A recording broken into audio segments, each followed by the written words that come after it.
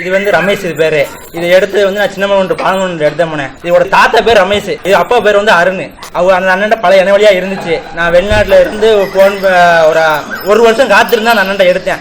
முத அந்த அண்ணன் பழகினதை வந்து ஒரு அண்ணனை வச்சேன் பழக்கம்.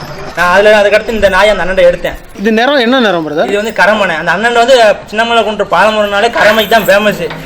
அந்த அண்ணன் வந்து சாமானியமாக யாரும் மிதி வைக்கவும் முடியாது, குட்டி வாங்கவும் முடியாது. அந்த அண்ணன் சில ஆளுக்கு அவர் நல்லவராக தெரிவார், சில ஆள் கெட்டவராக தெரிவார். நம்ம இன்னைக்கு போனாலும் சரி அந்த அண்ணன் நம்ம தேடி கொடுத்துக்கிட்டு இருக்காப்புல.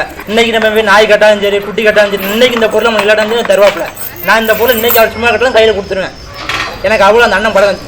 ஆனால் சொந்தக்கார மாதிரி தான் அந்த அண்ணன் சொல்ல போனால் எந்த வயசுலையும் நமக்கு எல்லாம் ஹெல்ப் பண்ணாப்புல. கூட பிறக்காத அண்ணன் அந்த அண்ணன் தான். இன்னைக்கு அந்த அண்ணன் இல்லாட்ட நம்ம நாய் கொடுக்க முடியாது. எல்லாரும் காசு கொடுத்தா நாய் கொடுப்பாங்க, ஆனால் நல்ல நாயை கொடுக்க மாட்டாங்க. நானும் ஒரு ஆள் பெரிய ஆள்கிட்ட வாங்கி ஏமாந்துட்டேன்.